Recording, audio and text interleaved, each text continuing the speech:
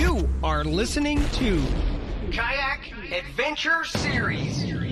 Kayak Adventure Series. This is where you choose your own adventure. You want to be offshore. You want to be shallow. You want to go up the creek. You want to have a kayak that is sophisticated. Or a kayak that is simple.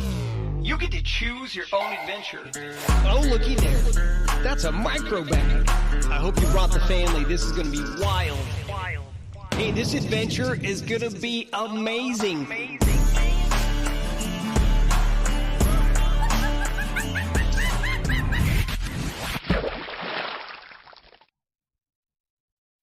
Ladies and gentlemen, may I direct your attention to something? What's up? What's up? What's up? We don't need to hear that again. Hopefully a few people. Look at that. We stalled enough time where about 13, 15 people are on. So perfect. And Jake, was that your idea? What was that plan there? You had all those pictures going? I was just YOLOing, man. I was just clicking. Just YOLOing? All right. It sound like me on tournament day most of the time. I did sneak him in. You did sneak the Broodmaster in there. I saw that. We'll have to bring that up and talk about that on today's show. We're going to get right into it on today's show, guys. Billy's not here. It's just Jake and I and a bunch of cool guests, and we're going to bring him in, get right into it. There's not a whole lot of news and notes to really go over for the Wisconsin Riverfest. We'll kind of go over some of them in the show because we are talking about Wisconsin Riverfest. So I think we need to just bring him on in. Let's just get right to the meat of this. The first thing we'll do is bring in Brian Coyne, and I need to ask him if it's Coyne or Kanye. Let's bring him in. We got Josh in chat too. And and bring in Jeff Little as well. Brian, what's up, man? Hey. How you doing? It's Coyne. You had it right. Yeah. Had it right. Coyne. Nice. Yep. So you're going to give us the update from the area because you're local, close enough where you got the weather, water levels, conditions, and all that good stuff. Yeah. I've been checking things out for everybody. So I got all the intel I want to share. I got ready to go. Perfect. But you're not going to share. You'll share like generic intel. I know you're not going to share too much intel because you're in the tournament. So just we're excited to hear whatever you can share us, though. And then Jeff Little, we're excited to talk a little Northwoods smallmouth. I mean, what's considered Northwoods? Is there like a I don't think we're far enough, are we? Depends who you ask. Yeah, if you're from Chicago, then this is Northwoods. But if you're from where I'm from, actually 3 hours north of here, this isn't north. Yeah, it's not Northwoods. I always felt like Northwoods had to be well past like La Crosse, like Wisconsin Dells type line, because like so like I went to school up by Chicago, and like going up here where we're going is not that big of a deal. I think boundary goes to be like a delineation between like how densely packed the mosquitoes are in the air around you. Like the denser the mosquitoes, the more Northwoods you are. Yeah. Yeah. You can see them from 100 yards away, then you're in the north. So are the mosquitoes up there bigger? Are they giant? That's the real question. Everybody thinks those giant things are mosquitoes. They're not. Oh, they're big enough to see coming at you up here for sure. Yeah. I think you said Wisconsin Dells line, Jake, and our boundary goes above Wisconsin Dells. So technically some people could be fishing Northwoods, some could be fishing Southwoods. I mean, that's just like my interpretation. However, like I'm sure there's someone who lives in Wisconsin that's like, nah, man, you got to go up to the tippy top up there by, up on the peninsula or whatever. That's Northwoods. Yeah. Oh, this is okay. Josh Trinko. See, I kind of agree with this a little bit. If the water is tannic, it's Northwoods. I kind of like that. I think that's a fair point because that means like you don't have as many like, it's more like you're relying on that like decomposing like trees from all the woods. But what? But why is it? But there's plenty of streams that flow all over the country that are just around woods that aren't tannic. I mean, I don't know. Well, I think it's because like when you go up that north, they have those long winters. It's like something with just the way the cycle of the plant life is. I buy that. And that water's clear too, so you're going to see more plant decomposing like in the water. Whereas like I think a lot of lakes around here probably have the same concentration of decomposing plant life, but the water's murkier, so like you just don't notice it. Because Mingo was super clear, but it was like tannic over at Ozarkana. It was like, even though we had all that rain, it was still like, I don't know. Swampy. That's actually what it probably is. If you think about it, Florida has tannic water like that, and it's a lot of low, just swamps the decomposition. Because it like filters the water, right? And up north, you've got all these natural lakes that are doing that, and a lot of low kind of water. Plus, that snow is on there constantly on the land, just decomposing all that stuff, I guess. And then when it melts, it runs out a little black kind of tannic. So yeah, I mean, that snow is a big factor in the water up north, because like when it melts in the spring, that's what comes down to me and floods our area, is all that snow melting. Yep.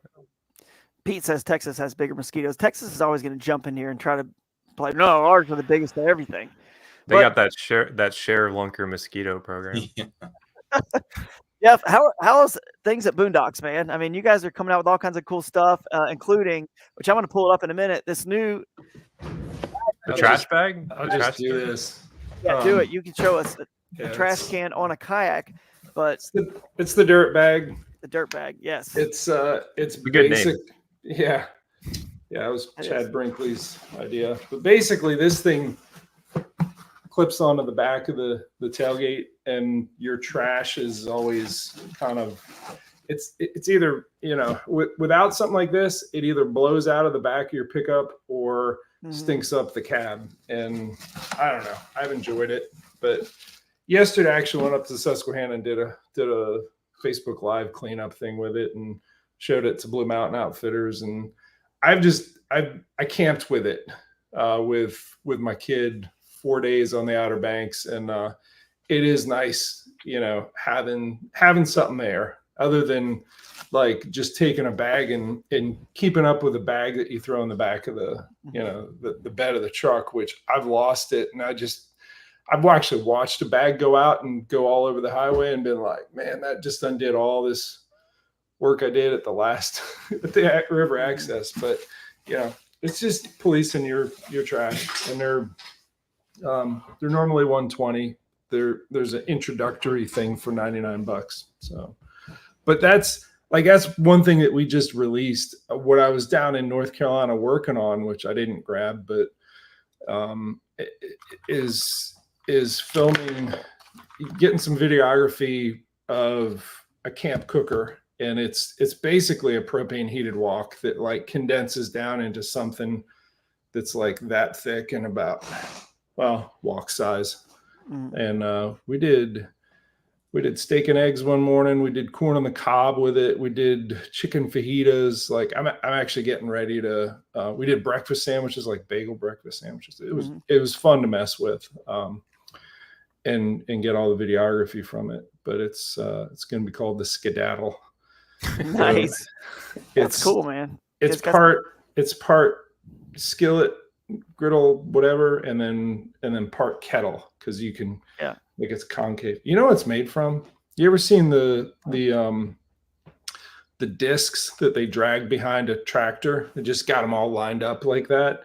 It's one of those repurposed with the bottom like welded and just heat source under it, and the legs are actually the same extrusion as our link extrusion on the landing gear, which is the same as the console.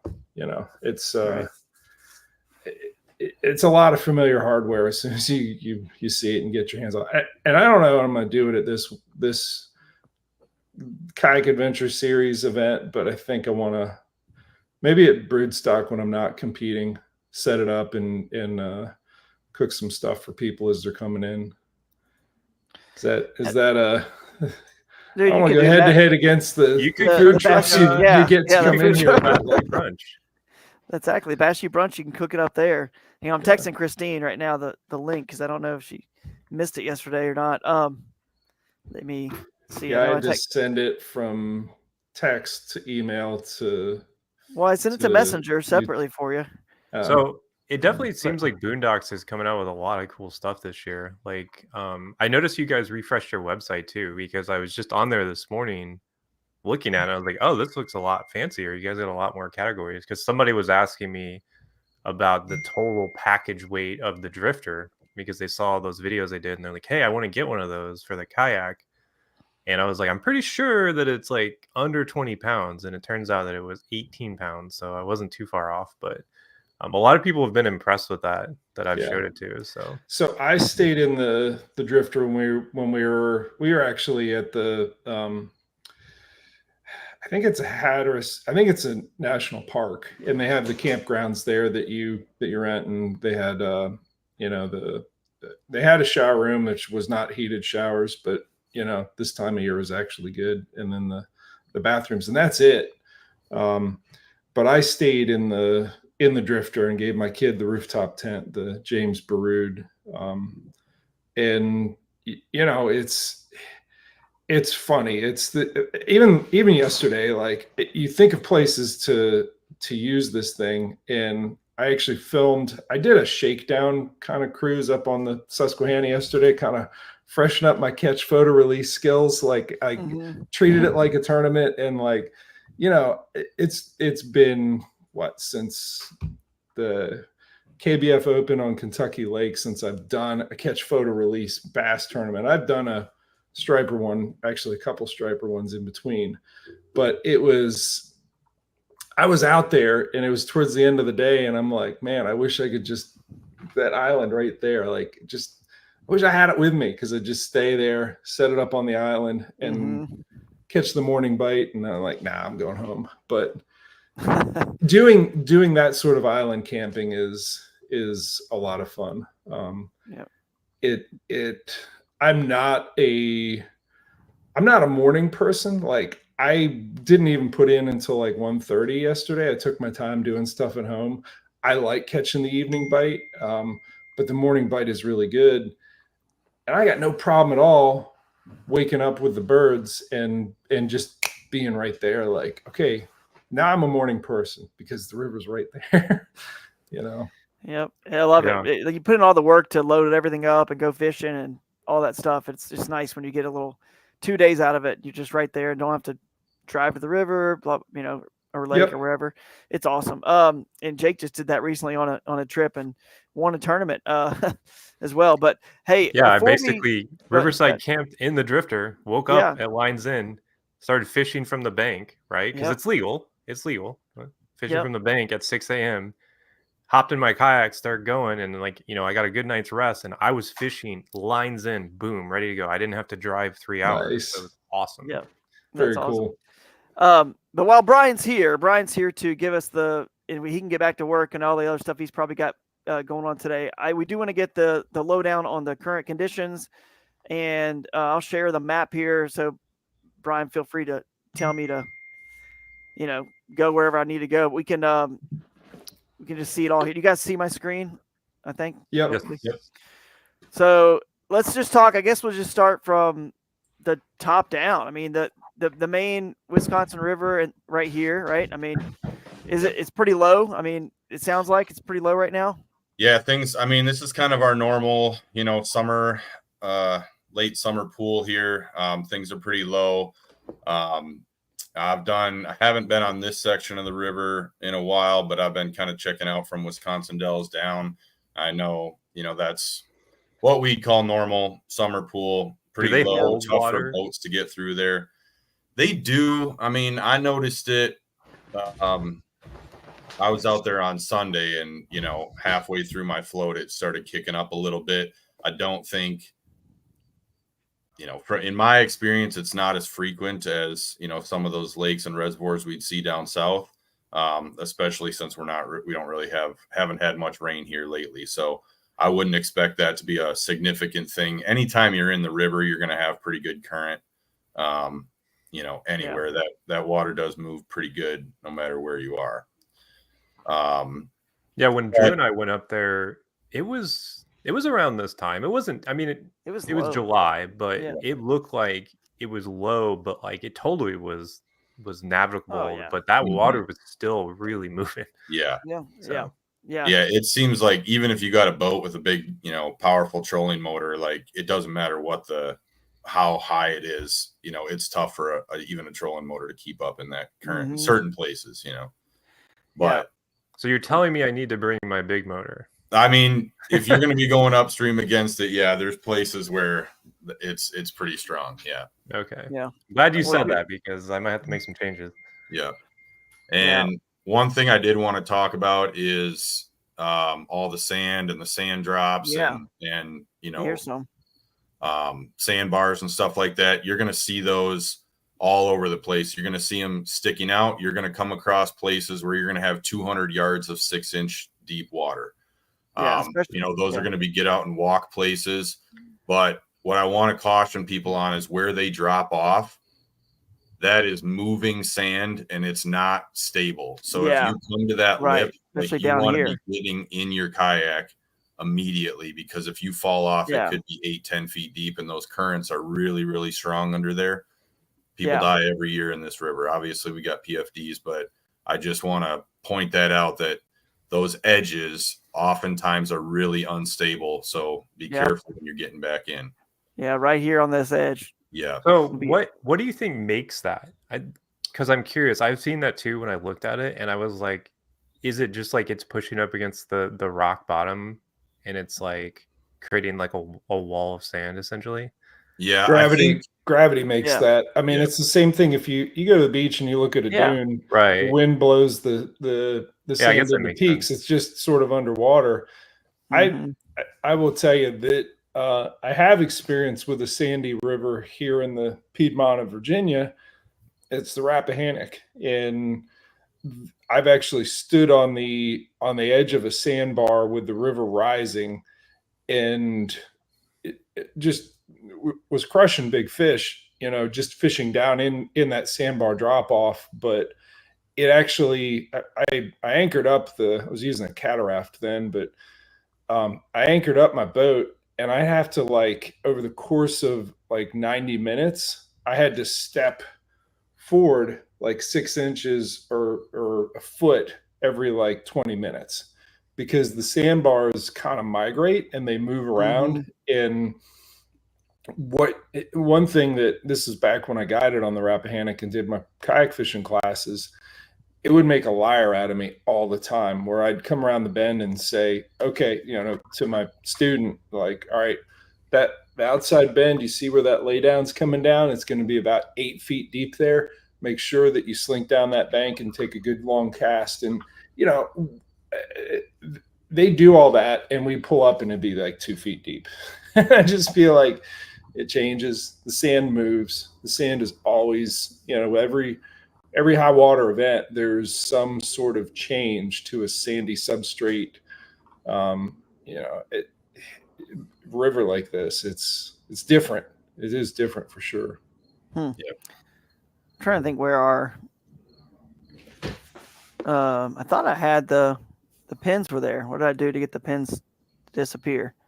But either way, I think our boundary is this on the downstream side. I think it's this Port Andrew right here. So that looks juicy, dude. Yeah. So and this is something we should probably talk about now while I got it pulled up. I switched from the satellite to so Brian and I were actually talking yesterday, and according to the way our rules were written, that if it's connected to the river, free flowing connected, not a man-made dam, pond or something, right? That's not free flowing connected because it's dammed up, then it's fair game. Now, when the water gets low, technically, even if you can't float it, you could portage in Kayak Adventure Series. You could fish it, because technically the water is just, even if it's just a trickle, right, it's still connected. But what I think we're going to try to do with the rule to really help people understand, like any of these areas here, like if you click on satellite, there may not be much water.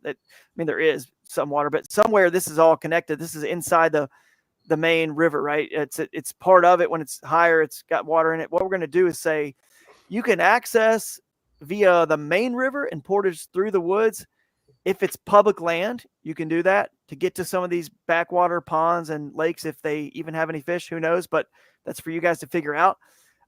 Or you can access them, of course, since they are connected, from a road. Like if this road right here, I don't know what this is right here, so could be blowing up a spot. I have no idea because never been here, this area. But if that road right there, if you can, launch off the side of that road, or right here, I guess there's a road that circles right. Yeah, there's a truck and a little boat ramp right here, So you could access either via road, as long as it's, public access, like our rules state, or if there's just one that's right off the river, like this one here, if you just wanted to portage over this small piece of land right here and get into this, if this was, water filled, let's assume it was, you could fish it by doing it like that, assuming this is public land, which I click over here and I can see that green is the public land, that brighter green there is the public land. So you need to figure that out. Go use Farwide app, which I will share that app in a minute so you can see. But Google Maps will help you because you can see this is the lower Wisconsin State Riverway. So most of this all in green here, the darker green, is public land. Right. So, question. It does. Is there largemouth in this river or just small? There is largemouth. There are largemouth. Yep. I was gonna say your largemouth. That looks kind of largemouthy. The backwater sloughs. And there was one I passed earlier up here that was like a pretty good example. I was going to actually mention. They are. I'll find one here in a minute. It looks pretty. Someone's good, like, no, don't show him my spot. I know. It's blowing. I'm just like just the spots where. It's not a good example. Anyway, I had one up a minute ago. I caught a largie out of the Susquehanna yesterday, and I just held it up and looked at him like, you were lost. Find your way home. I caught one too during the tournament. I don't know if I caught it at Halifax. Yeah. Like this right here, this backwater. I can see like largemouth being in that backwater and the smallmouth being in the swifter stuff, Yeah. But you guys will figure that out. Like this right here is a little backwater. You can get up in here. And it looks more largemouthy with vegetation, I bet so you that's who knows? Up, though. It might be dried up. I mean, who knows? You guys will all figure it out. Keep an eye on the comments too, if you don't mind, Jake, and we'll see if we can answer any questions people have. If you want to go down, Hickman was asking about a safe area. And honestly, like with us having the Wisconsin River end bounds, if you're not wanting to be adventurous, like the Wisconsin Lake above the dam is honestly going to be pretty safe, especially this time of year. It's going to be cooler. Look, in the north, pleasure boaters, they go a lot later into the season than you'd be surprised because this cold water doesn't bother them.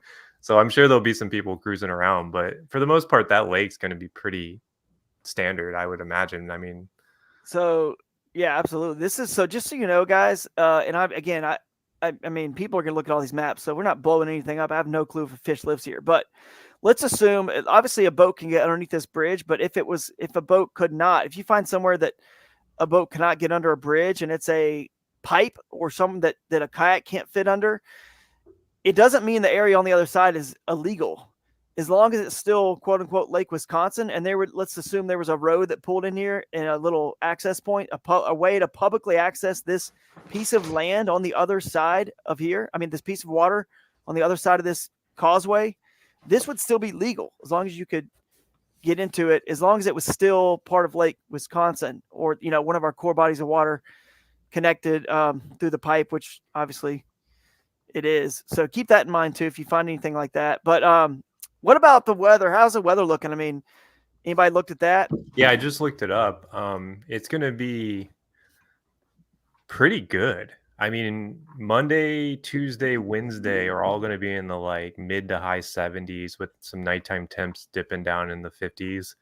But then like Thursday, Friday, Saturday are all going to be similar, with it peaking on Friday. It's going to be partly cloudy with high of 82. But Saturday looks great. It's going to be partly cloudy with a high of 77. So the main fishing day is going to be like pretty moderate, and it's going to be like a south wind at 4 miles an hour. So that should be a pretty solid day on the river. No, I was really hoping for a hurricane to reach all the way up there. Like 3 in a row, make it three in a row would just. So Josh asked, how much float traffic should we expect around the Dells since it's touristy? Yeah, I was going to mention that about the Dells. And by the way, I was on the fence with that too. Yeah. With the weather being in the 80s, I gotta imagine these Northerners that's not gonna hurt. They're not gonna balk at the cooler weather. Yeah, but at least summer, like school kids are back in school. You know what I mean? So at least you got that potentially going for you.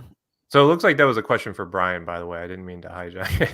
No, you're good. Yeah, so most of your boat traffic is going to stay from like the dam up to just a little bit north of where you are, like into that next little reservoir. Yeah, right. So there's a ramp right here, this River Bay camping resort. Yeah, yeah. Pretty much like from a lot of people, you know, pleasure boaters will launch there, and then there's a tour boat thing in this reservoir. So the traditional Wisconsin dells, like the geological formations, are down in this section here right south of this reservoir. Right. So a lot of those touristy boats are going to run through there and go down here. Then once you get below the dam, your boat traffic is really only going to run until that big S curve, just down a little bit, right?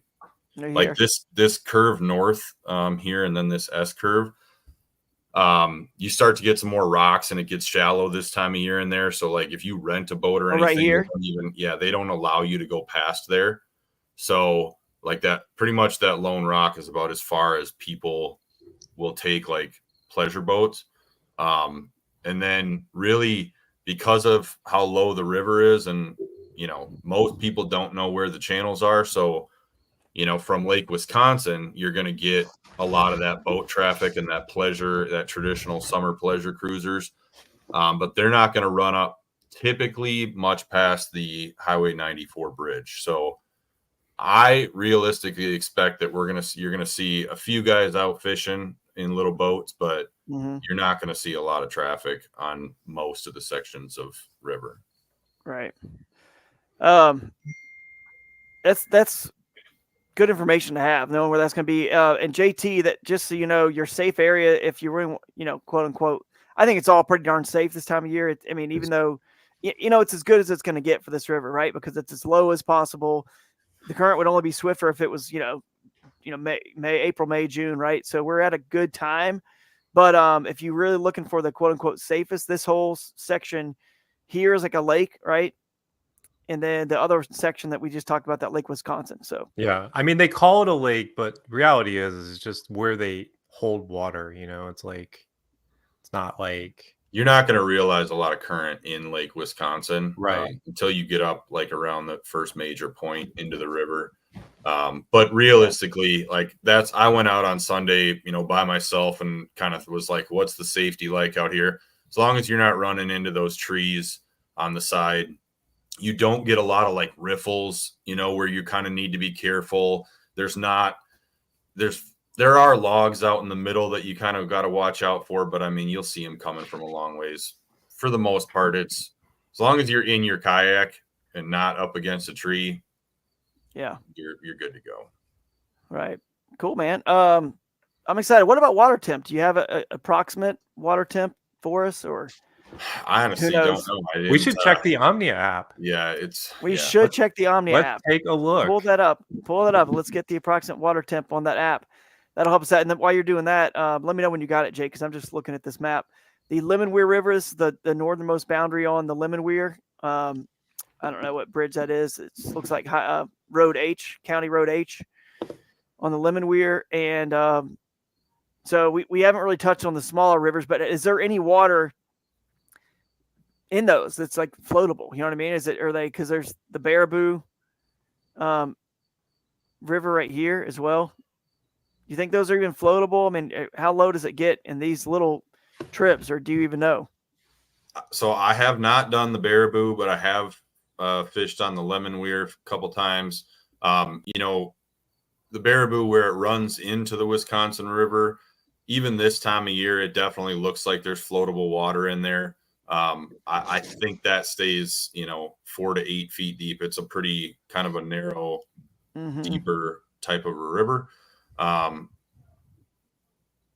me, it's always a little dirtier and doesn't look as enticing to me. The Lemon Weir looks a lot more fun, and I've had some success there, but it's going to be interesting to see. I mean, there's definitely, you know, the types of things that we're looking for, those deep bends, the laydowns in the water. There's a lot of that in both of those rivers. There's, you know, backwaters, there's grassy areas. So, we'll see. So It's looking like water temps, by the way. So this is the Omnia app here. You guys can see you can actually do like a layer of, water average. Now this is historical. And we've had a pretty warm stretch here, but it's saying it's going to be in the low 70s, which is what I expected. So, I would wager that you're going to look at like 71 to like high end, maybe 75 in some spots. And now they don't have anything too far south of the lake on here, which isn't surprising because, but they're saying like the lower section just below the dam, you're looking at like those 70s. So, which is what I would expect for an early September tournament, like 70s, which is great. I mean, those fish are going to be super active. So I might pull it up on you can actually pull it up on, you can do it on the computer too, like on the. Yeah, I just wasn't sure if I knew the login really quick. And besides that, yeah, I got mine up right now. But the question I was going to ask Brian before he leaves is tell people a little bit about some of the links that have won tournaments in the area, and then let's extrapolate a little bit and to remind people that that's just a confined area of this boundary. It's not all this water. So, you know what I mean? And then on top of that, we had an extra 4 hours. So we think that whatever these links are, you're going to tell us about, we think this could be one with a little higher, I think. So what do you think based on some historical tournaments? Yeah, in my experience, this time of year, anything in that 90-inch range is on, is the high end. Those are typically winning tournaments around here. Last year we had a little kayak tournament, and I think somebody came in with about 94.5, which really blew my mind. But it's been a little different year this year. We've had a little more water running through the system. It's been cooler overall than it was last year, especially with the higher water. We're getting in a warm spell now, but I wouldn't be surprised at all if some people find the right types of things. In my experience, you catch a lot of fish. You catch a lot of fish that are 12 to 15 inches, and every 1 out of 7 or so is, above that range. So it's going to be interesting to see if somebody can find 1 or 2 of those, 19, 20-inch class fish on Friday night and then have all day to figure it out on Saturday. We could see the fish certainly are in the system to support, multiple people in that 95 plus range. I'm curious if we're going to see mini largemouth. I really feel like, especially with the water temps dropping, I feel like those largemouth are going to be a lot more active after a long, hot summer. So I'll tell you, there was one of the craziest nights we had out here was late August, and it was really in a hot spell, and we were fishing smallmouth stuff and found a school of largemouth that had moved out, to try to get away from some of that heat. And it was, unreal. The group of smallmouth and largemouth and how, active they were, won us the tournament. So there's big largemouth in the system as well. And some of those little offshoots, like you were talking about, definitely hold good largemouth. And I don't think you're going to find 90 inches of largemouth, but if you can find 2 good ones, that could be really, really helpful. How often do you guys catch largemouth over 20? Like, do you see 21s and 22s up there? No, I've never seen it. I think the biggest one I've ever seen come out of there was a 20 and a quarter, 20 and a half. That seems on par. It happens a couple times a summer. We fish a league down here a couple times a year. You'll see those big largemouth come in. But smallmouth, you see 20. Yeah. 21. Typically that 19 plus is what it takes to win. It's a single big bass thing. So typically in that 19 plus range is what it takes to win. Okay, so it'll be interesting to see how the largemouth, smallmouth play for sure. I got the app up there with the water temps, and again, here's my thing with water temp. All I care about, it seems so simple. I try to it's not this simple, but in my brain it is. Either they're aggressive and hitting top water, or they're not. That's it. Or they're not. So either I fish fast, or I just fish slow roll the spinnerbait instead of burning it. You know what I mean? So once it's at the point where they will hit top water, I don't care what the temperature is. It doesn't matter to me. It's all the same. It doesn't matter if it's 63 or 93. It doesn't matter. Basically, so I try to simplify it, and we're well above obviously top water and very fast fishing lifestyle. So Drew's theory to me is like so crazy, but like I would say, like, if you had to sum up Drew's fishing style, it's like he's gonna force feed them the bait that he wants them to eat. Like he's gonna make them eat it. It's like, you're gonna eat this plopper. It's coming right in front of you. You have no choice. So I try.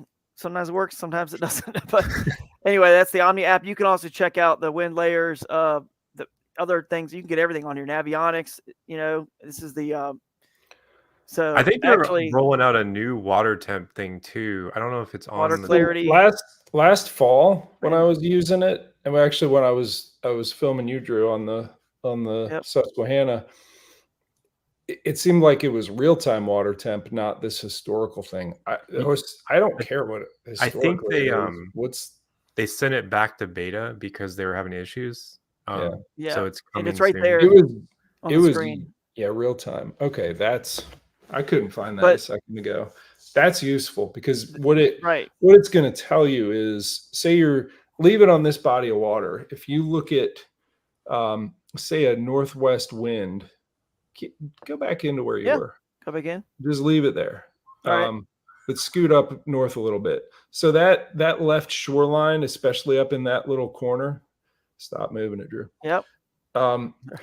When you have a northwest wind, that upper left corner in that little bay in the center is going to keep its temperature if it has been warm, whereas that shoreline on the right side is going to be colder with that northwest wind. So just understanding that, whatever cool off or warm up, and it's the reverse in spring in terms of like that sun, warming up the shallows. But to me, it was useful. Like if I'm getting bit in water that's cooled off a lot, that has that wind blowing into it, that means something. And maybe it's not just the cool, it's the agitation of water. But I don't know. Like if a lot of the fish, if it cools off too much and a lot of fish are just slowed down to the point, like,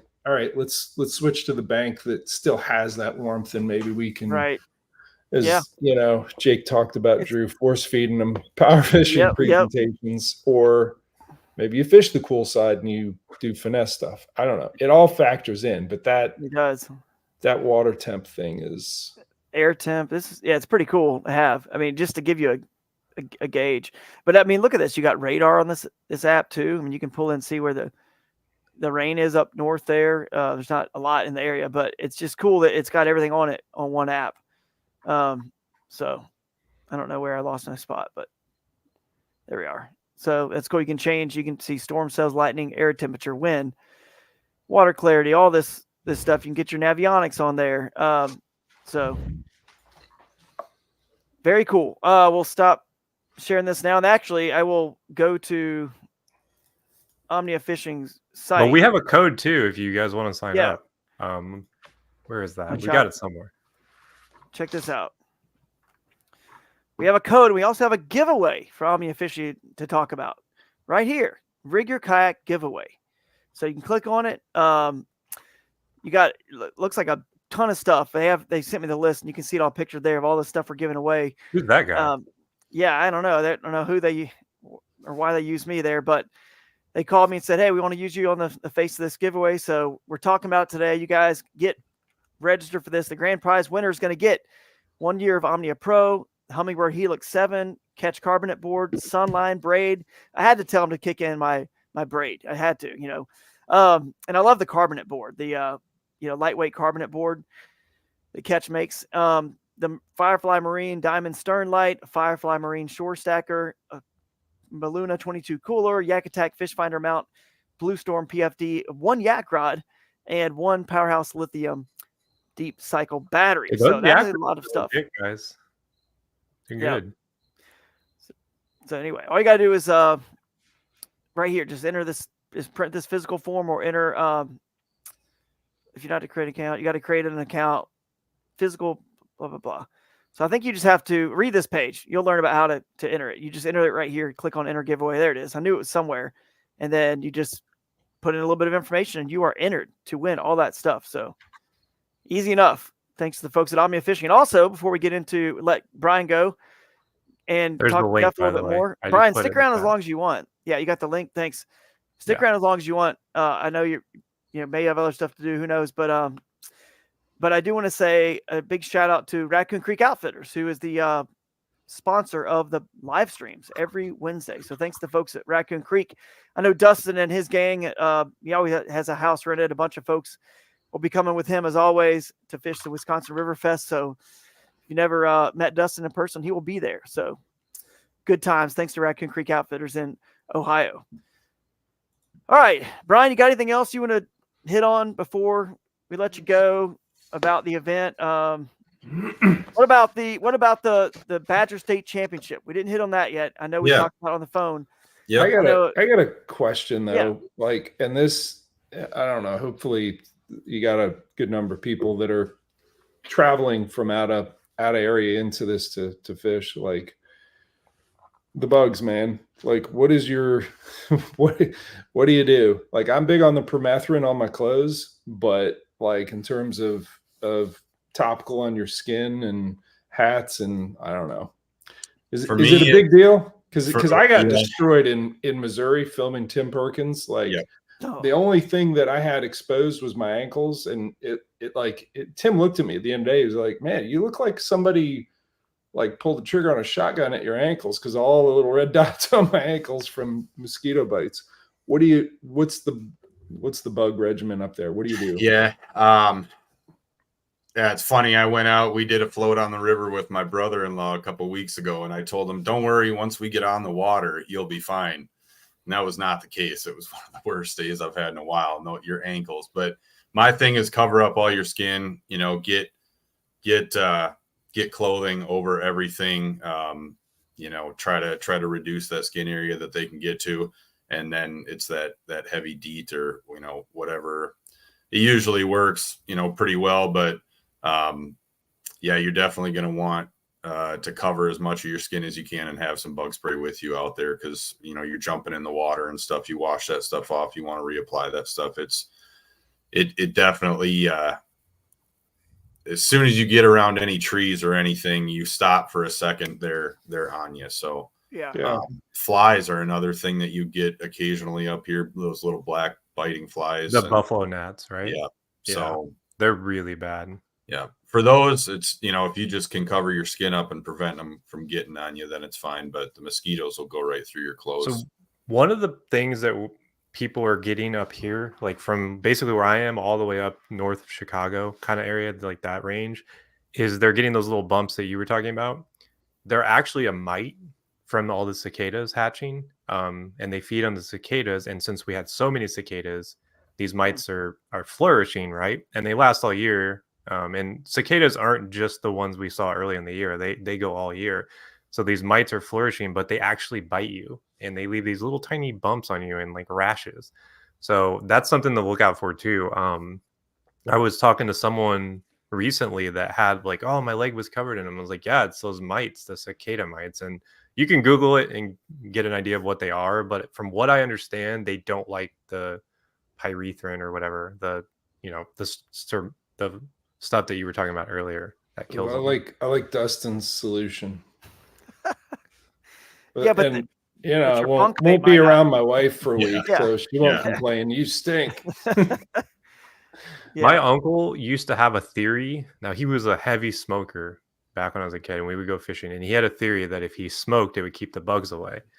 Like if he would he called it like his anti-mosquito thing, and he would just smoke a cigarette constantly when mosquitoes were bad. Yeah, I don't like the trade-off. Well, and then you can't the trade-off is not. Lung cancer or mosquito bites. Take your pick. Choose the mosquito bites. No, because I have chronic Lyme, and I really want to keep the ticks off me. I'm big on the permethrin on my clothing, but you do not want permethrin on your skin because it's toxic stuff, and it works. It works on your clothing. Usually I'll just take my river pants or my shirt and like hang it up and just spray it down and let it dry. And it's effective, but exposed areas like your neck and wrists and ankles.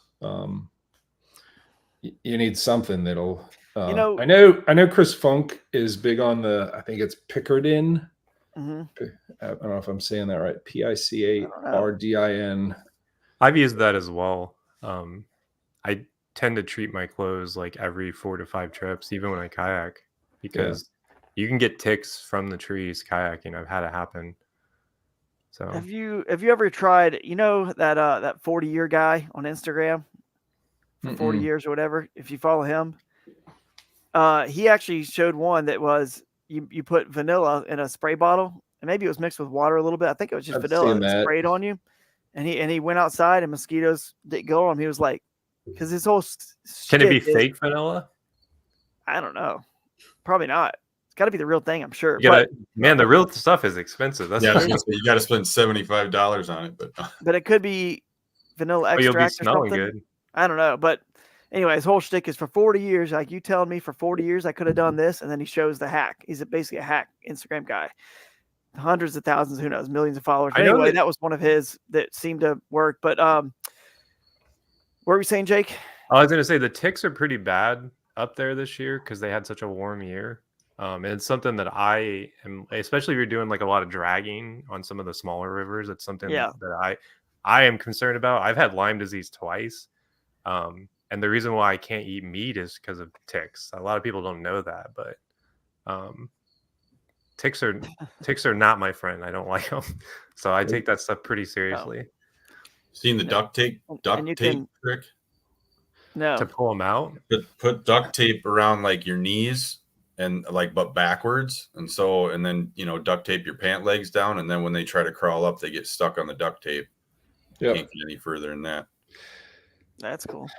Well, where I got tagged, where I got bit, where I know, and it was one of those hindsight, like I ignored it thinking it was poison ivy, but it was on the bony part of the outside and almost tucked underneath that bump on your ankle, like outside where you just, Yeah. I had Lyme once, like 13 years ago, and then right when we moved back to Illinois, I got it again from both deer ticks both times. Yeah. But if you catch it early enough, you just take antibiotics for 2 weeks and it's not a big deal. But if you miss it, then it becomes more of a problem. So that's my life. Like, I'm not on the antibiotics right now, and like symptoms are piling up, and I've been off them for, I don't know, 7 weeks. And if I'm not on them, eventually it's coming back. So, right. But yeah, so far, we're eating garlic and spraying ourselves with vanilla. We're just vanilla. I'm gonna try the vanilla. Smell interesting. Right. We're gonna roll into the theater and they're just like, we're all just gonna smell. Where were these guys before they came here? Like, what is this? My wife might actually think I smell good for once after I've been fishing. Well, Brian, I do want to touch on that because the Badger State Championship, I think is there 50 that qualify for that. Yeah, I think there are 50. So that's happening on Saturday and Sunday. So the first day of the Kayak Adventure Series, we'll have some anglers fishing both, which will be interesting because so just keep in mind, everyone, if you see somebody out on the water fishing on Friday morning, it might be somebody that is not in the Kayak Adventure Series, but only in the championship. However, I really hope there's not the case, and they would say, man, this event, there's only 6 of these around the entire country. It's in my home state. It's obviously a very big national trail, payout, GoPro, Toyota, all these big names. I'd rather hopefully see them pre-fishing just during their 4 hours on Friday that the Kayak Adventure Series is, and then fishing Saturday, and then of course continuing on Sunday for their Saturday Sunday total for that championship. And then during their pre-fishing on Friday, guess what? You catch that 1920, it'll count for something, not just give you a clue about what could be there for Saturday Sunday. So hopefully that'll be the case. But what are you thinking about that event, and just any thoughts on that? Because you guys are local. You don't remember, guys, you can pre-fish this weekend. If you're local, you can go pre-fish legally this weekend. This week you get 4 days within a 2-week window, which has already started. So it was last Friday.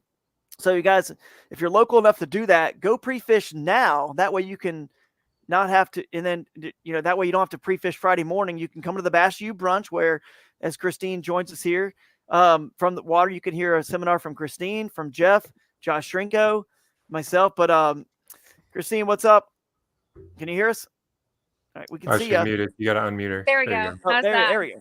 Yeah, we can see and hear you. We were just letting Brian go, but we'll get to you in a second. We're just saying bye to Brian. But he was going to tell us about the Badger State Championship. It's the Wisconsin State Championship where all the clubs come together and have their championship, which is held in conjunction with our event. So it's going to be pretty sweet having those guys there and being able to crown their champion actually the day after on Sunday. But any other thoughts on that, Brian, and how that's going to kind of interact with our event? Yeah, I mean, it certainly adds a pretty cool aspect to it. I just, I would just encourage people, like you say, I think this is a pretty unique opportunity to, interact with some people that aren't normally in Wisconsin, and cool opportunity, like you say, for a little more prize money and that type of thing. My thought is, the Wisconsin River is just like any river you're fishing for smallmouth anywhere. There's not, these fish are aggressive. I think, take the time Friday morning, drive around and look at some things without making a cast, and then spend your time on the water on Friday afternoon and make it worth something. That's how I'm approaching the day. I think there's a lot of things you can learn just by driving around and seeing what water looks like and how deep it is and things like how fast it's moving, and, spend a few hours Friday afternoon actually on the water, checking out the type of structure and that type of stuff. But and practice this Friday, Saturday, Sunday, Monday. Monday's Labor Day. Practice on those days, and then even if you're further north, like there's so much territory, you shouldn't have to drive too far to get on the water, and check it out. So not at all. So, well, man, great updates. Thanks for your time and giving us the local report. We appreciate it. We'll see you at the event. See you at the opening ceremonies on Thursday. Safe travels up here. All right, see you. Thanks, Brian. All right. Cool. Well, we got some signal from Kristine, so we'll see how she's doing. She's further north, out of bounds, is what she said. So she's having a little fun fishing, and she was punching up some smallmouth yesterday. She was punching smallmouth up, which is cool, in eelgrass. So there she is. So while we got you, let's hang out. How's the Northwoods smallmouth fishing going? It's been so good. Yeah, we're way, way, way out of bounds right now on the Wisconsin River up here. But I mean, as you guys can see, this is kind of, we got some shoals, got some boulders, got good flow, super scenic, super remote. And Jordan and I are just having a freaking great time fun fishing up here. Yeah, it's unreal how these fish, they're just so unpressured. And like, I hate to say dumb because I don't want to make it sound like this is easy, because it's still not. To get 5, 19, 20-inch fish is still not easy. But are there any differences you've noticed? And Jeff can chime in on this too. After you, Kristine, what differences in the Northwoods style of smallmouth and just how you approach them that's different than like Tennessee River or other fisheries with smallies? Honestly, like the Wisconsin River in some capacity reminds me a lot of the Susky, and the terms that like it doesn't have to be a finesse deal. Like you really can power fish them. It has, areas they set up very similar, big pockets of slack water. You can catch them in current too, but honestly, like it's a lot of the water is really shallow. It's really skinny. There's a lot of good cover. There's, a lot of laydowns. It reminds me a lot of kind of how the Susky fish is. I mean, I'm sure you can catch them just as good, throw in the dice or, little finesse jigs or little wacky rigs. But the cool thing is you don't have to. And that's what I really like. Like you said, I don't think these rivers get a ton of pressure up here. So the fish definitely seem a little less educated. Like so we've been punching up like 20 pounds every time we come out here. So it's pretty silly. It's pretty silly. Yeah, that's awesome. Jeff, any thoughts on any differences you've ever noticed when you go that far north for how you approach the fishery?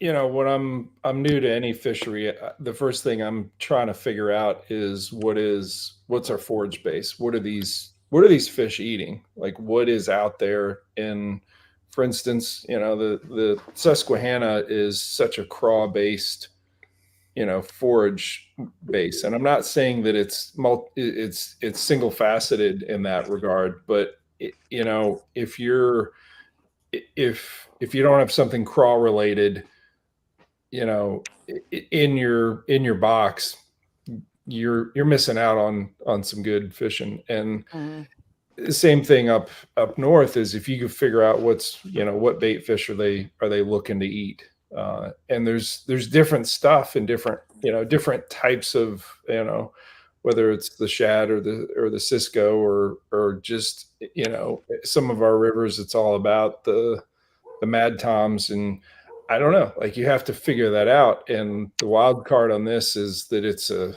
sandy bottom river. And yeah, I don't know.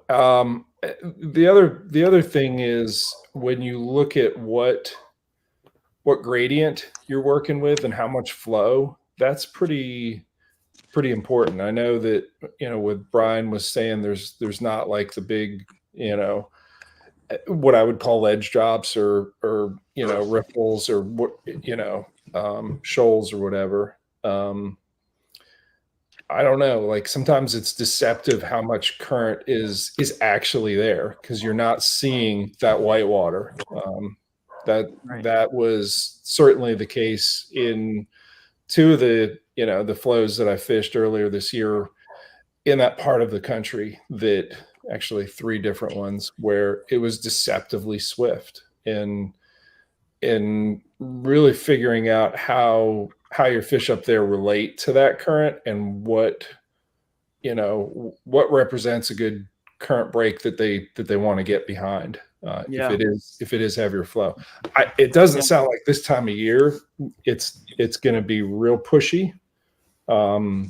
Just because in the springtime you still have all that latent water reservoir in the from all the snow melt, which is just pumping in. By this time of year, there's less water pumped in, so it'll set up a little different. But yeah, for Kristine to say it's like the Susquehanna, I'm like, cool. Yeah, it's a good compliment for sure. And you keep fishing, Kristine. If you catch one, you just let us know and we'll watch. Yeah, I'm trying to. I said we're getting up to some of the good stuff. I should catch one here. I mean, a little bit different conditions. It was in the 90s, the first couple days we were up here, and it finally hit, high of like 71, getting lows into the upper 50s, which I think we desperately need it, at least for a lot of the lake fish. We're gonna see what it does to the bite, but it should make it good. Yeah. It's definitely more enjoyable to be fishing in a long sleeve hoodie than tank tops and get sunburn. Yeah, exactly. So, And the thing that'll be different is the upper Wisconsin River, like you said, a little bit more boulders and some shoals. So we really won't have much, if maybe not even any in the boundary that we have like that. There could be some of the tributaries that have some, who knows, but that'll be a little bit different to see how you approach a sandy kind of like almost like lacrosse in some senses, but not really. There's a lot of sand in lacrosse. Like, well, I guess it is like the main river in lacrosse where the sand drop-offs are.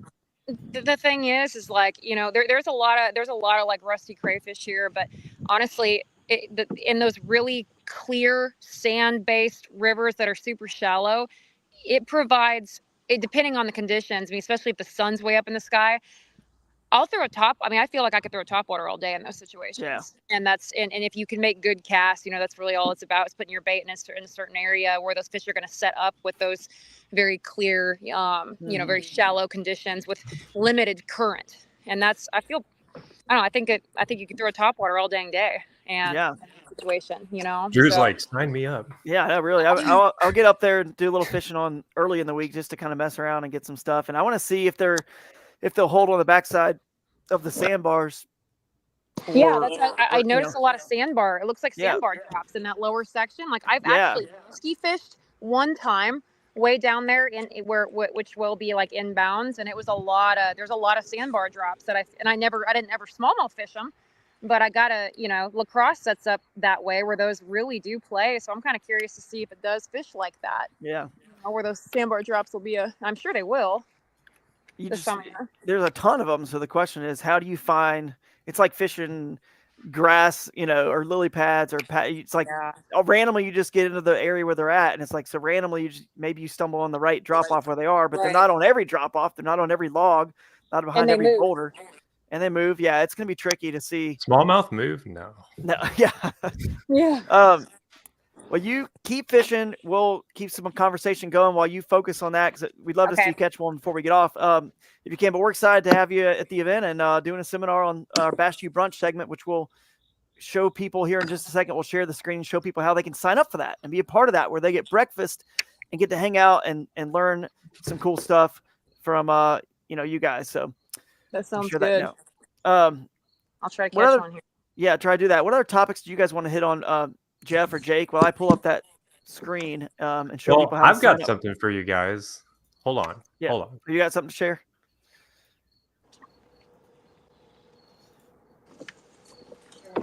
40 years. Oh, yeah. I'm like, what? They use. So he's taking for like 10 to 15 vanilla drops of this. Extracts, I think. and he's Yeah. pouring it in. It's whole A bottle. little shake. Oh wow, I smell good. Smell like I just come out of the bakery. All right. Go outside for a little while, see what happens. See if I get bit. So I'm fast forwarding because I won't watch it all. I didn't get bit. Now this At is all. not a Normally very out here for this scientific amount of example. time, Yeah. This I'd probably be video bit 10 to shows 15 fucking- times. I'll be smacking. 30 minutes. I think it's calls for a cannonball. All right. Well, we're not going to watch him jump in the water. But for those who were a lot of people were talking about it in the comments. So I looked it up, and all he did was pour it into the water, shake it up, and spray it all over him. So might be That's worth it, trying. I'm game. For sure. I'll mute Kristine. If you see her catch a fish, Kristine, if you catch a fish, it's got one. Oh, cool. Yeah, let's see it. Hold that up, Jordan. That's a nice one. Nice. Jordan, There what's you go. up? A little butterball. He'll be out there at the Wisconsin Riverfest as well. So Yeah, I'll That's mute my awesome. thing here. no, you're good. Yeah, and we'll when we see you catch a fish, or you unmute yourself, or we'll unmute you, and Okay. just in case there's any like noises from banging around or anything. Deal.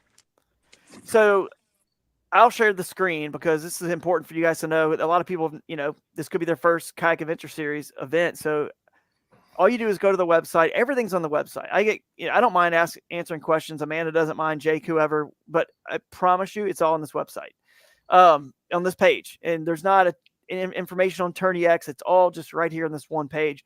So all your event information is here. All the divisions you can register, the team, the individual, which you can fish both. Feel Free Kayaks is donating a kayak that we're going to raffle off for pediatric cancer, which is awesome. So thank you to Feel Free. We're going to have members of their company there as well. Mike McKinstry will be there as well, represents Feel Free Kayaks, the Bass Squatch Hunter. And then you can see here the Bass U Brunch on, you can just click register now and it'll suggest a $30, fee or whatever contribution to the seminars and the breakfast and all that. You can change it. We don't want that to become a barrier. So if you only got $1 or $5 or $10, just change it to whatever you want. If you feel free to change it to $50 or $100 if you had a great time and learned a lot and thought it was worth it. We had some people do that. We appreciate that as well. So this pretty much explains everything. Holiday Inn Express and Mary Mac's Campground are our quote unquote official hotel and campground partners. And yeah, it should be a good time, guys. I cannot wait to see you guys there. And yeah, this is the page. So all the information is here. And I cannot wait, guys. Here's something I'll mention right now. Vintage Brewing right here is going to be the center point of a lot of where this stuff goes down.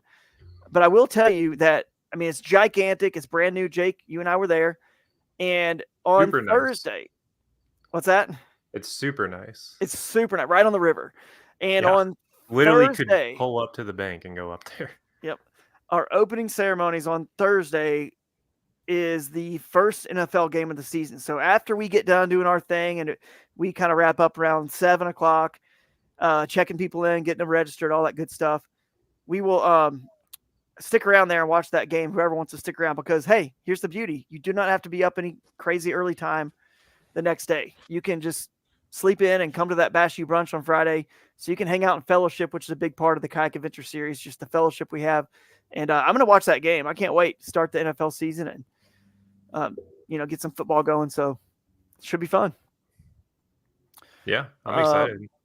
This yeah. has been on my calendar since last year, literally like a year ago. I've been really excited for this one. And the bowling alley next door, we're going to have our after party there. The pizzeria, the Riv Pizzeria and bowling alley. That's going to be fun. You can get any bait and tackle at Wilderness That's what I was Fishing about Game. to say. Yeah, Wilderness Fishing Game, which is right there too. It is literally like everything's right there.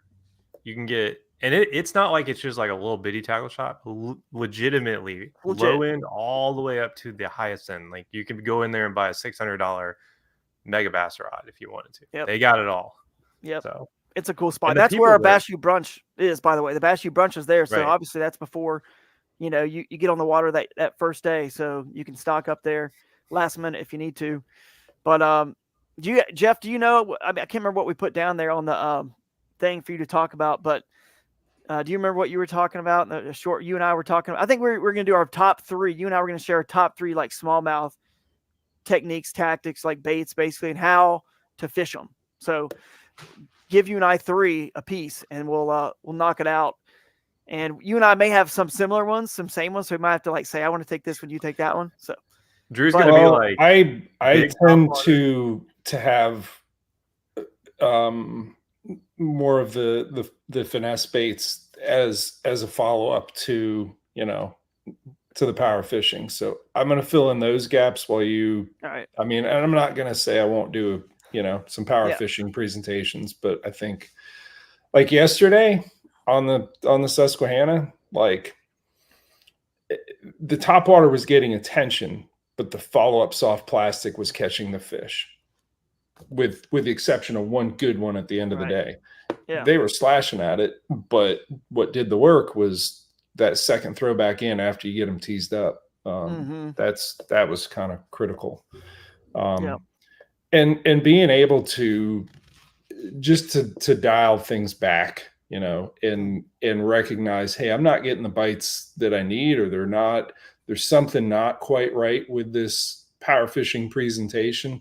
Let's dial back the progression of aggression to, you know, what's going to make them eat. And sometimes within, you know, I don't know, I'll come up with something, but you know, what I would want to talk about is baits that you downshift to off of power fishing when you really need to. And I think I've filmed so many people that like that when they get their limit, like they're force feeding something and it's not working, and just to kind of calm their brain, they downshift and then boom, they've got 5. All right, let's go back to hunting for bigs. And if nothing else, it calms their brain. It puts them back into this realm of comfort of like, all right, I don't have the anxiety of, and which I had yesterday. Like I treated yesterday as a tournament kind of shakedown and legitimately measuring every fish and taking photos. That was the big thing is practicing that part of it. But like an hour and 45 minutes in, I had 1 fish on the board. It was a good fish, but like it took downshifting and really finding a place that like they were tugging at the tail of the trailer of the jackhammer, but not eating it. I went back in with a 5-inch scented jerk shad and just caught every fish from that eddy. So that downshift is critical. A lot of logic in like what I call a 1-2 punch. And I don't want to like spoil this whole seminar, but this is just my opinion. I'm not in it, so it won't even matter. The 1-2 punch where you've got the Drew style baits and then you maybe have like the finesse style baits where like if they're biting one thing, maybe you'll pick up a stray fish, but I like to have that follow-up bait.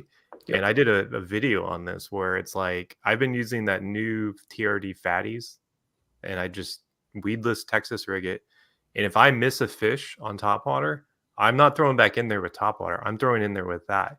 And I would say 80% of the time I catch that fish. Yeah. Like it's almost like if they're there, they've shown themselves, right? You know they're there. If you're fast enough, you get that TRD fatty in there, it drops straight to the bottom. They see that thing come fast and accurate is the key though. Yeah. In a lot of times to, you know, I had it in a recent video, fishing on the Juniata, and the one that as soon as we're done with this that I'm editing, which is yesterday's video, the first fish that was on the board blew up on that billy goat. And did not like really moved a lot of water. I'm like, that's a good fish. And I just take the rod, put it down, reach down, picked up the 5-inch scented jerk shad, threw it in there, open bailed, put that rod down, picked up the other one, but I've delivered it that fast. That's the key. Yeah. If you don't do that, if you're like, let me reel this all the way in, reach down, All right, let me grab this rod that's back here. Oh, wait, it's not on. I got to take it off the keep. No. It has to be ready with the right length of line hanging from the tip to like pick it up accurately. Bam, put it right there where they're teased up. That's exactly. The skill. And that's right. A procedure. And you have to have your stuff ready for that. So that's actually got to be in a holster. Yeah, it's like a holster. It's ready to roll. Boom. You know, those taco style, you know, the Yak Attack, I think they're called padlock, you know, paddle holder, rod holder, net holder. They're right in the shoulder, right behind you. That's kind of what that's for, because the compression of your rod holds it in there. It doesn't need the bungee. So I always had that as like, okay, in my mind when I was designing that kayak, this is going to be my holster. I'm going to keep my follow-up bait that I don't throw. I may not be throwing it all the time, so I don't need it in front of me. It's one of my baits I'm using. It's like my follow-up for topwaters is right there. And literally, I kind of do very similar but opposite. I with straight braid, which I'm always throwing, rip it back like a fly rod. Just jerk it out of there quick once they are done hitting it. And then it's just back behind me in the water. You know what I mean? Like laying there in my rod, and then boom, I pick up the other one and go. So it's the same thing, but I just quickly rip that one out of there. But Drew's crazy because his follow-up bait is sometimes a topwater. Like that story you guys told about when he's fishing in Michigan. He's like, yeah, I missed him on the spinner bait, and then I just followed it up with the topwater. I'm like, well, that's also just what I had, because I'm not prepared. I wasn't fishing a tournament, wasn't prepared. I just was like, but you caught the fish though. You caught the fish. I did, but it's not the way I would have preferred to do it. But I will say this though, Jeff, and we're going to get into this at the seminar. Even like having that jerk shad or streaks, the Z-Man streaks, the 5-inch, which is what I used to use a lot more originally. But you and I figured out the same thing, because you called me when you started fishing that 7-inch jerk shad, which I was more throwing the streaks, that 5-inch size. But you called me and you were explaining how you were fishing it, you know, burning it, you know, on the surface and stuff, and then you could kill it. And it was funny because I was like, dude, I've been fishing that streaks that way from when I was catching smallmouth in the Broad River in South Carolina, where I live there. And the way I learned how to catch them, and that most people back in the, you know, until I think more recent times, they see a fluke style bait and it's a twitch. It's just killing it, let it swirl and twitch. It's not a burning it as fast as they can like we're doing, right? A lot of times. We don't always do that, but certainly it works.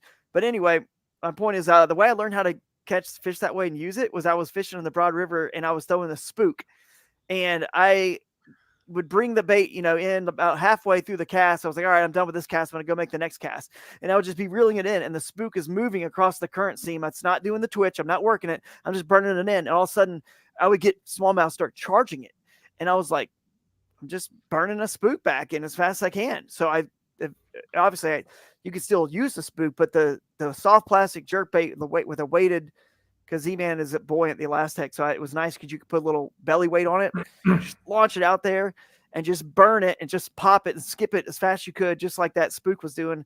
And they started smashing it. And it became one of my little hidden techniques in my arsenal for a long time, until Jeff Little decides to expose it to the world. But that's cool, whatever. It's out there now and it does work. And I look at my last video on YouTube or on Instagram from the Bassmaster. That's what he does. That's what he'll do at the Bass U brunch. And I will too at that, you know, brunch. But the my last Bassmaster tournament that I did that short video, that little recap video on, I show some B-roll of some of my fish catches on that 7-inch jerk shad, which I do like that a little bit better, the size and the caliber fish it calls up. Yeah, that was the one I was using. I think I showed that clip last week. The 7. Yeah, that's right. Drew style. The double frog hook that I rig it with. Yeah, I'll talk about that at the seminar. So if you guys I wanted to talk about it, but I was like, yeah, I can't do that. That's Drew's technique. It's got to be his. So we'll talk about it at the seminar. We'll show it how I rig it. Talk about it, Jake. Just say, Drew showed me this. Yeah. We'll do it in person at the Bass U brunch on Friday, and I'll bring the hooks if you guys want to see it. It's a modified, different hook that's not a, you know, kind of made for this. It's made for a frog, but and they don't get off. They don't get off. They do not come off. Man. Like if you saw that clip last week, like I had my rod like way up here and the fish is like, and it's like they're not getting off once you hook them. So. Yeah, yes and no. I mean, lost a couple that could have won that Susquehanna tournament if they didn't come off. But there were reasons why, you know, it happened that way. I had some slack over a limb and a tree, so it wasn't the best hook set, and it came towards me. But yeah, most of the time they're not coming off for sure. So Incidentally, guys, the look of the Susquehanna post Debbie, there's all kinds of new stuff like on these islands, like big trees, big log jams, and like everything is freshly rearranged thanks to Debbie. Like it's wild what that river, how it changes from a high water event like that. And it was somewhat treacherous in places from just the log jams they're now unsteady. They're the places you want to skip soft plastics into, but the water's slamming you into them. It's and I think Brian talked about this a little bit earlier. One of the bigger threats that we, hazards that we could have on this river, because there is some current for sure, are the logs, the log jams, and just, in whitewater terms, we talk about them as, as strainers to avoid. We as anglers are like, no, that's cover to fish, right? Yep. So we're drawn to those types of things. And, just for those of us that are fishing this, just be aware, keep your head on a swivel, and don't be complacent and turn your back on something and then realize that, hey, it's pushing you up against that strainer, and it, will flip you and you lose some gear, and, absolutely could be a threat to your life. So absolutely. I did want to touch on just briefly. Last weekend I was at the beach with my kid doing the boondock stuff. The weekend before, I was in Western North Carolina, and I earned ACA. I leveled up, is what they say. So I had level 1 instruction, as do you, Drew. But I did what I needed to do for earning level 3 ACA certification as a river kayak instructor. I'd done level 2 before, back in 2001, and that was the basis of all the classes I did for about 10 years. And a lot of those paddling skills for kayak anglers are in the first video I did, which is River Kayak Fishing Skills DVDs. That DVD, it has some dated information, but there's still a lot of good info in there that is still applicable. I'm going to be doing a refresher series of videos that really shows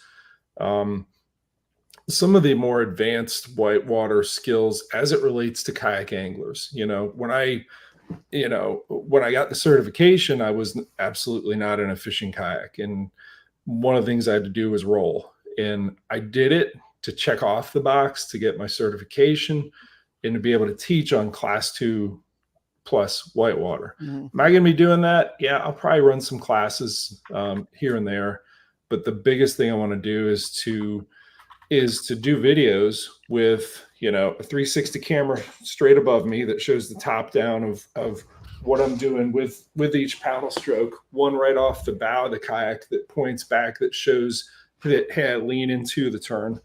And to really illustrate and teach, why is it important that we can peel out of an eddy? Why is it important that we understand the physics and concepts of ferrying, and more advanced things like bow draw strokes, which really stabilize you when you're making that quick turn to grab an eddy, to be able to plant your paddle blade out in front and draw it in, and it just turns you real quick.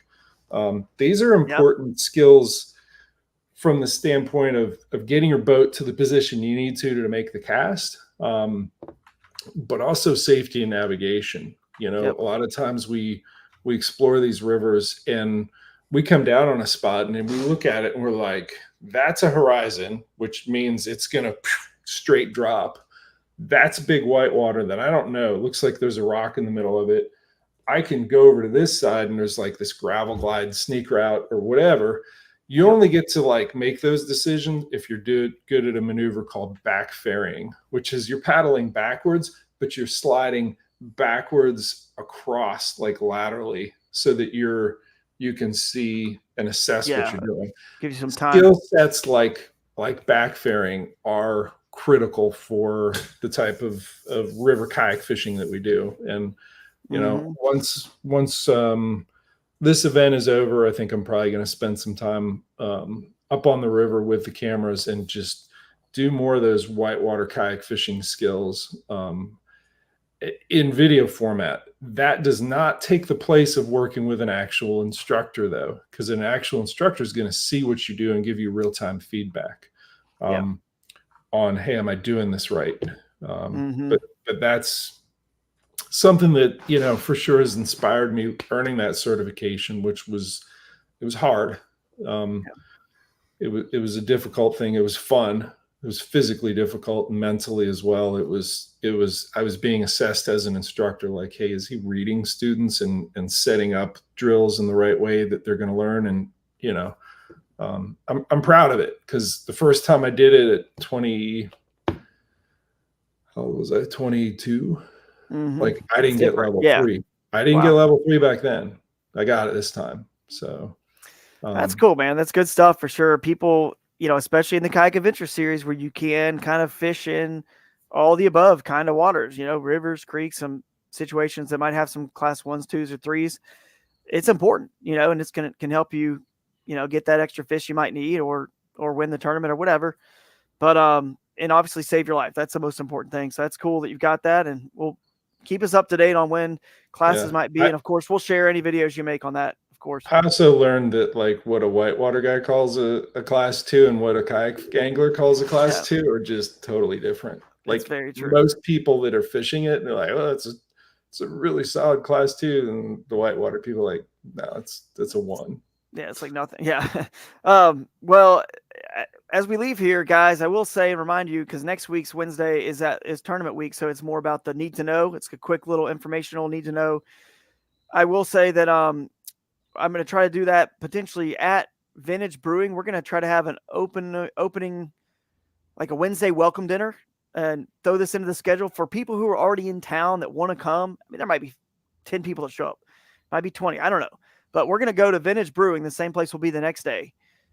And we're just going to have a little dinner there, 7 p.m. So we'll see you there if you want to show up to that optional welcome dinner, hang out, just so everyone knows that that's where everyone's going on Wednesday if you want to. And then you already know the lay of the land and the menu and what's good, what's not good, what beer's good, which one is better, whatever you want to order the next day for opening ceremonies. So should be a fun time. So join us there on Wednesday for that welcome dinner. And still some time to get registered to get one of the 50 welcome bags. The first 50 anglers get their gift bag worth $100 of sponsors products. So still some time. I don't know. We have almost 30 people, I think, signed up. So should be a good turnout. Looking forward to that. And any last comments there, Jake or Jeff, before we end this one? No, I think we covered a lot. This is a pretty in-depth episode. It was. And we didn't even pull up the actual poem for Broodmaster, did we? Or did we do that last week, the week before? I don't think we did. But we'll do that next time. But you did show him off. There he is. I got him on speed dial. Yeah, there you go. We will tell you guys more about Broodmaster on the next one. I want to get him actually made. Yeah, like a actual action figure made. That'd be cool. Like how hard that would be. I don't know, man. Can you get one of those Nacho Libres in the background made too? Like, so the guys. Oh yeah, those guys in the background. It's like Magneto and like bootleg Spider-Man or something. Yeah, bootleg Spider-Man. I like it. Yeah, that's funny. All right, guys. Well, let's end this one. Thanks for tuning in, everyone. And we'll see you at the next one. And we'll see you in Wisconsin, which is where we'll be. So good luck to everyone fishing the event. And during your pre-fishing time, have fun. Stay safe. And catch you later. See you guys. See you.